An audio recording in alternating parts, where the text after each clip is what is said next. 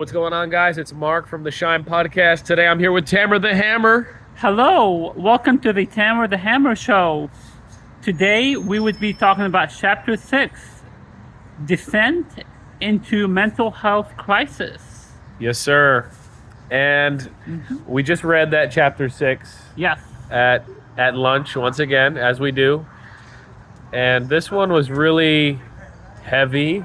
This one was very honest. Like, I keep saying that same kind of thing because your whole book has just been so honest. Correct. And I think it's going to help a lot of us reflect on ourselves, our mentalities, and situations that we went through in our childhood and our upbringing. And, of course, the crucial times like high school, college, jobs, careers, dealing with people, our family, our closest people to us, our best friends, our support groups, our parents, right? It's just so I love it, man. It's awesome. So question number one. Yes. You said some of your advice came from your siblings. Correct. But you pushed it away. What was that advice and why did you push it away? You know, for the longest time ever, I, had this mentality that I wanted to go out and make a difference. And I feel as if I pushed it too far. I wanted to pursue college the same way they did, the same way they portrayed being successful. And, I wanted to do the same, be in the same path as the way they did it. And I feel as if, going into Alvin Community College, finishing that, and then deciding to go to the university the same way they did. And, it was where I did that, and it was a mistake. Why? Is because, that's when I, faced struggles, faced adversity, faced uncertainty.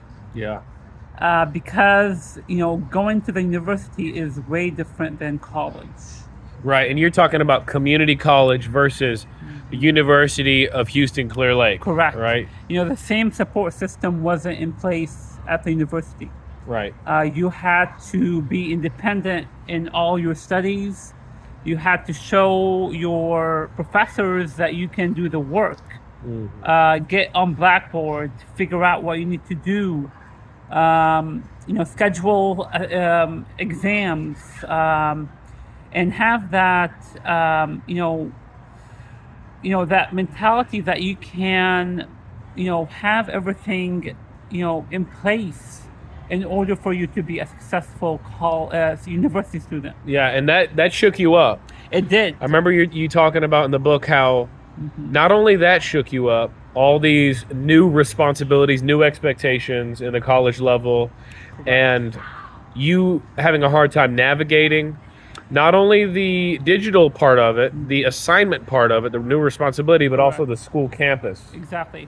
So with the campus, it was where, it was a very large building or buildings, several buildings. Right.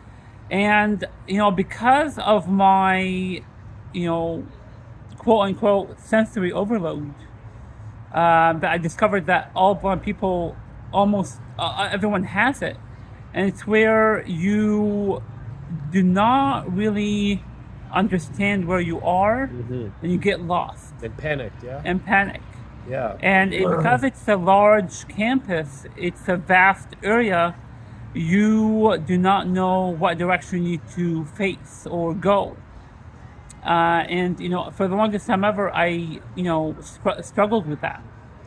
That was a big part of me adjusting to my new reality.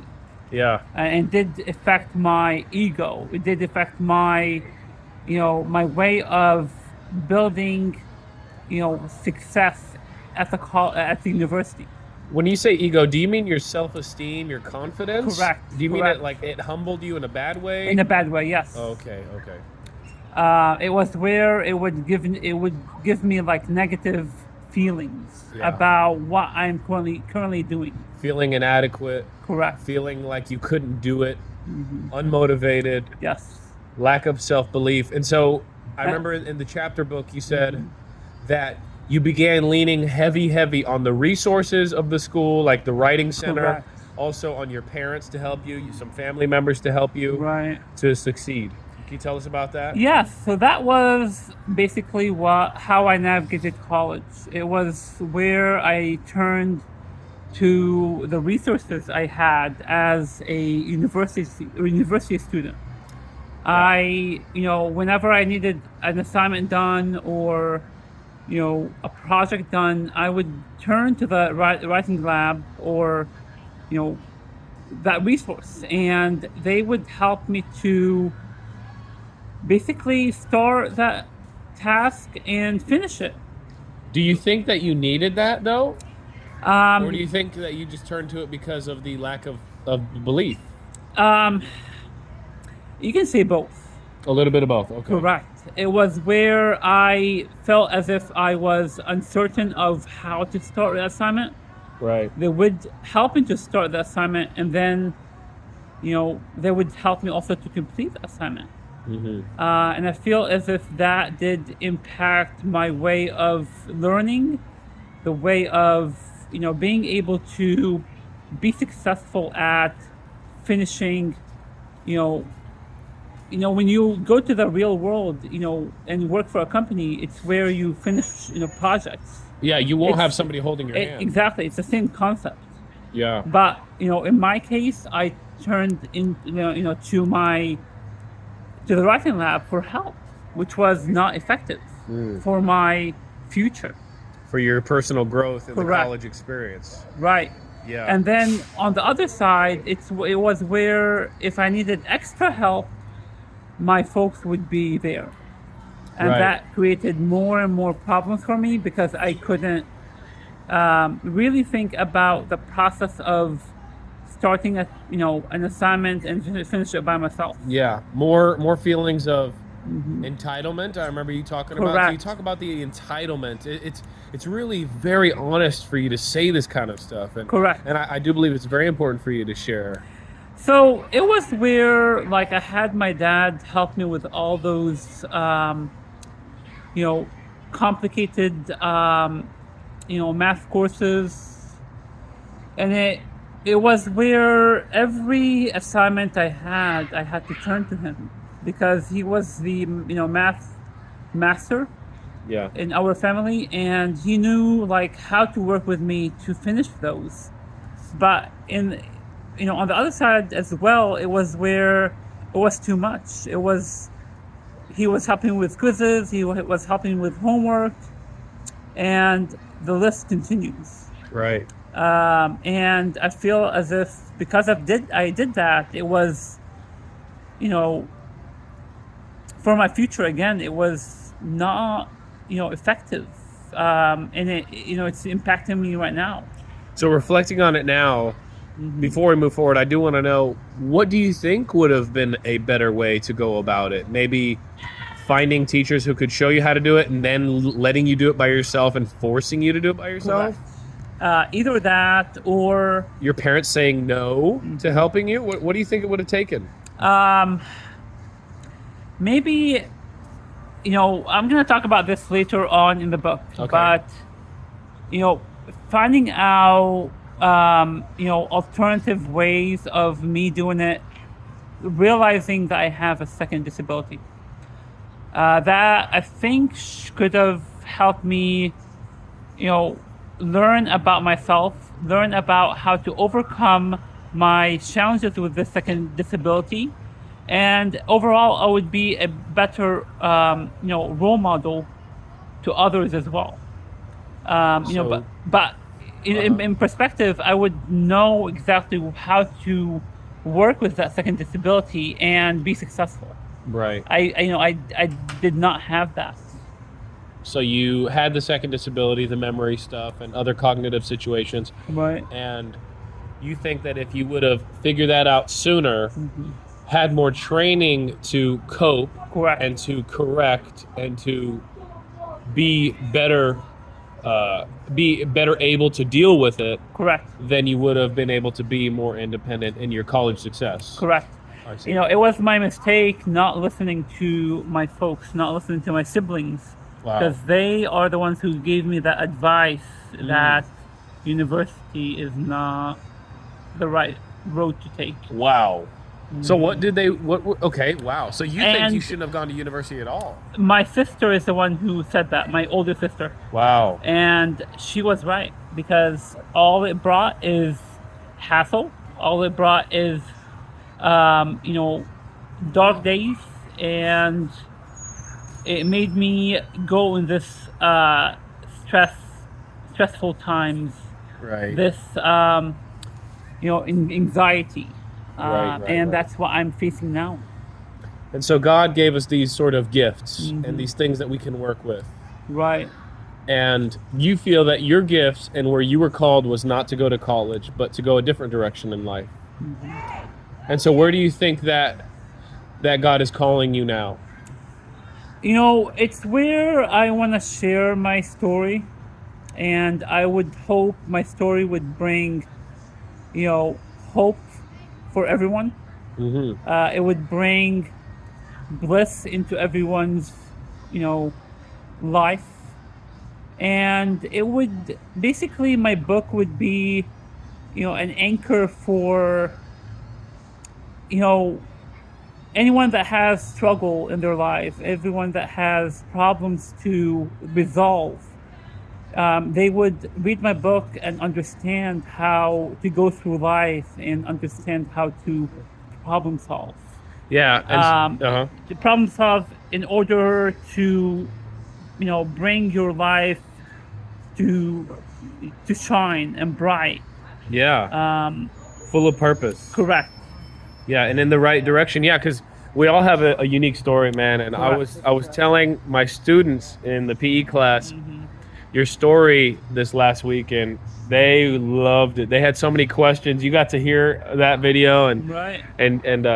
you loved that. You loved to hear that. You said, Correct. "Man, I feel like I'm already making a big impact in the world. This is so cool. Thanks You know, for sharing, it's, Mark." It's like being a superhero, and that's exactly what it is. Yeah. You know, your unique situation, being blind Right. and everything else, sharing that with people and still walking in faith and in hope, as I told them you are, Right. Right. they were like, whoa. You know, a lot of the kids who were taking, feeling entitled to just be jokey and just do whatever they want in class, they were like, wait, I saw their eyes focus on me and on the story and what I was Right. telling them about you. Yes. And they're like, oh man, this is real life. I need to like make an adjustment here. I saw the kids get more seriously Yes, by yes. hearing your story. Like, oh wow, I really could. That's awesome. I do really need to make every day count. I do Right. really need to live in purpose, because I could lose my eyesight one day. I could lose my ability to walk one day. You know, I could become disabled in some. You know, life is precious. You know, it's all about determination. It's all about hope, and having somebody beside you that can assist you or guide you through the struggles. And being open. I think that's the biggest message Yes. here today in this video, is to be open to receiving the advice from the Correct. people that around you that love you, that truly want the best for you, Right. that are willing to celebrate you, Correct. right?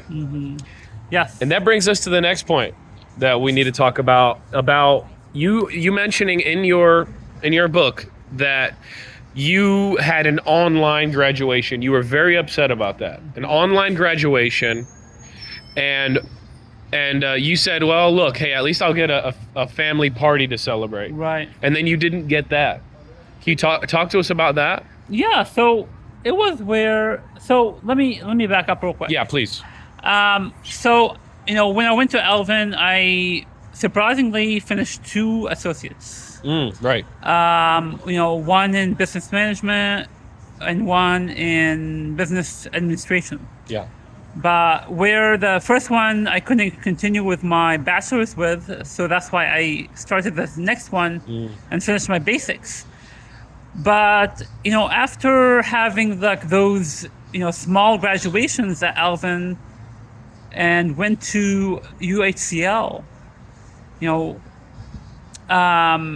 it's correct that I did my absolute best to show that I can do the work, show that I can be successful at my courses, and at the end, achieve my degree.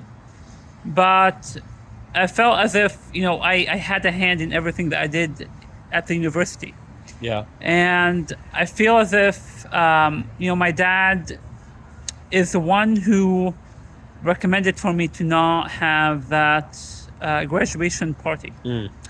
And it's to this day, I don't know why he decided for me to not have, a real party where I can, invite everyone, the same way I did before. But it was where I felt, bad about me not having the same treatment as my siblings or my cousins. Right.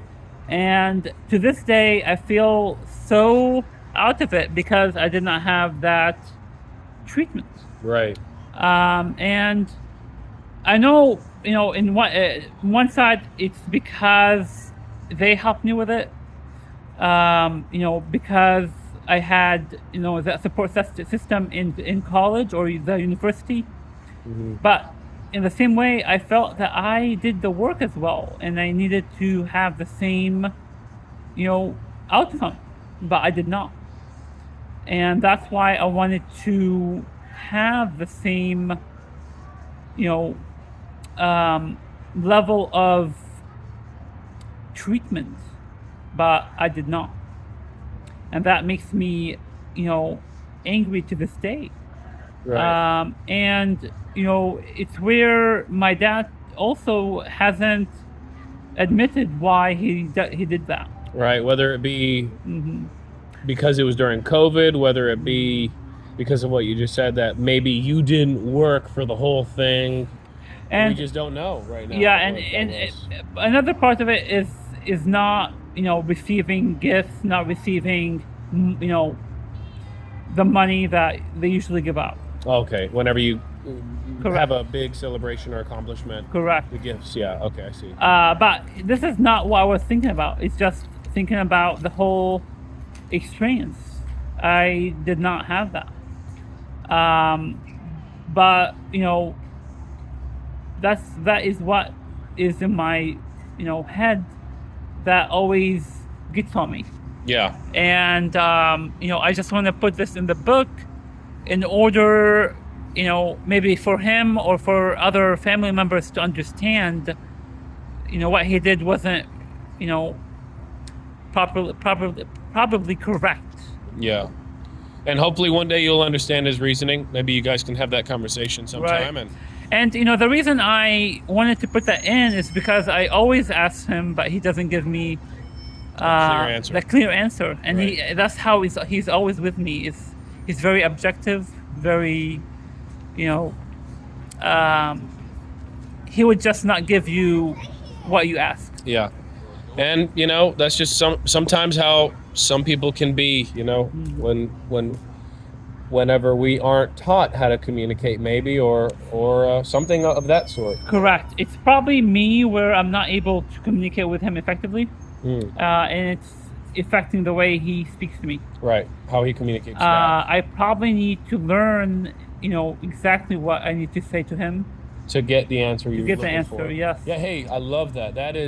That's called responsibility, putting the responsibility on yourself, right? Saying, maybe it's me. Maybe I can find a better way. Right. Yeah, that's great, Tamer. Yep. And to wrap this up, you talked about Apple and the rejection from them as well while you were in the job, how you felt inadequate, how they couldn't accommodate you, Right. and how you showed up early to work to try to figure it out. Right. And they called you shady.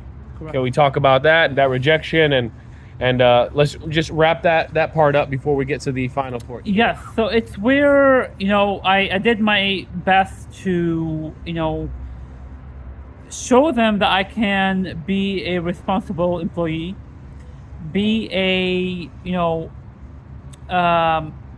be an employee that was effective at his tasks. Showing that he's punctual, that he's task oriented, and everyone else would look at me as in I'm a true problem solver, Yeah. and I can give advice to what problems they have, so I can troubleshoot their issues. The way they treated me was as if I did not have any value, as if I did not know what I was doing. But in the same time, I was like gathering my thoughts to have goals, to have to show the team that I can do the work. Yeah. But it's because of my cognitive disability that I did not know about. It took me longer to think about how to do things. It took me longer to get solutions. And ultimately that made them think that I'm not up to the job, or not up to doing my tasks. Right. And that's what made them feel as if I'm not adequate. I'm not able to accomplish my goals. And it was where they thought that this job is not fit for me. And so you got fired, and that was the end.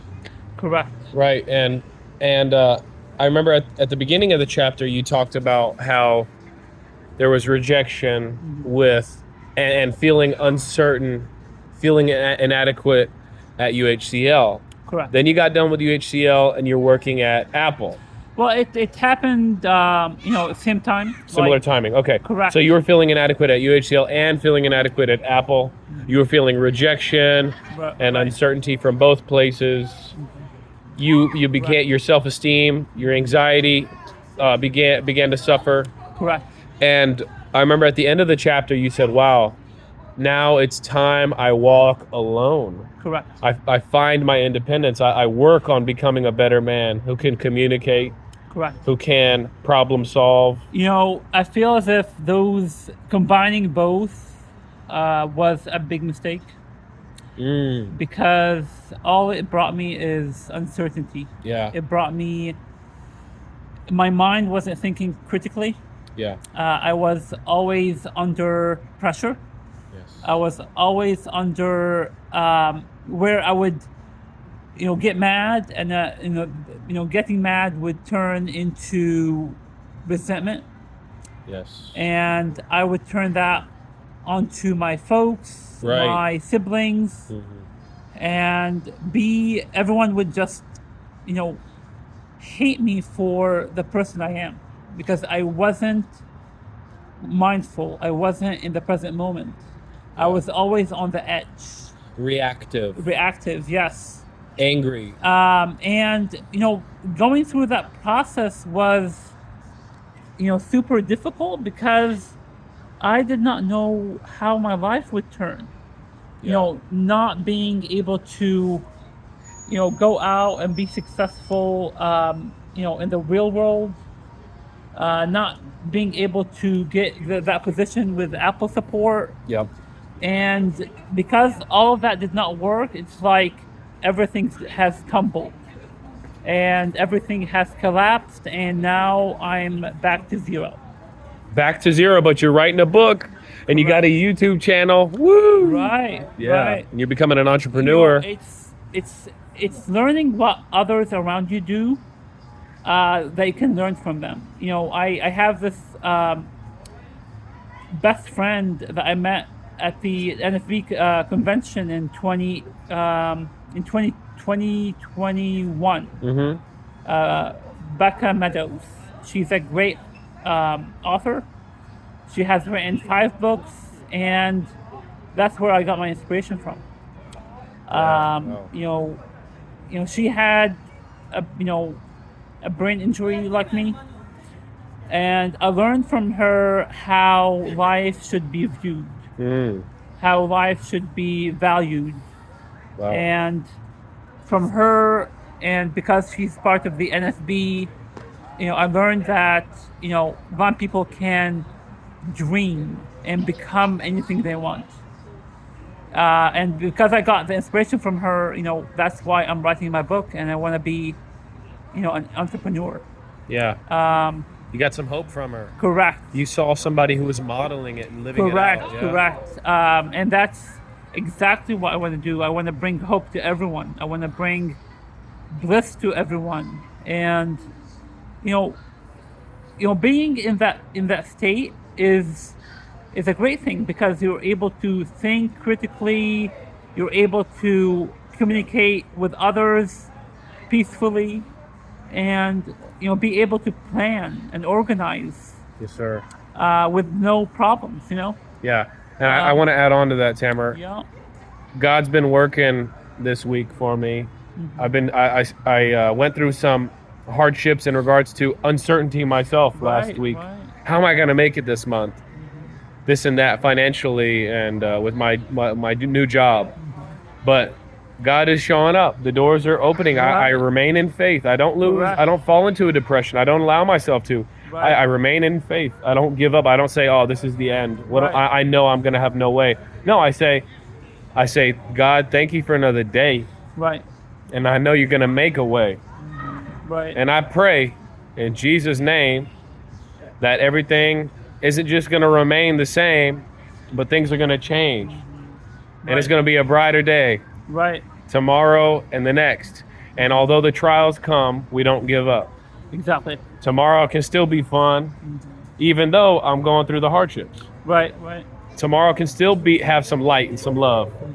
I can still love my neighbor, my brother next to me. I can still be creative, like God made this beautiful creation of this world, like God made us in his image. And that gives me peace to continue, man. And yeah, maybe we're on our own, Tamer, and maybe God tore us down. Right. And what we thought was going to happen, and what the way we dreamed it was going to happen. Right. But if we remain in faith, he's going to build us back better than we could ever imagine. More beautiful, Exactly. more opportunity, more light, more love to shine. Amen. Amen. Yeah.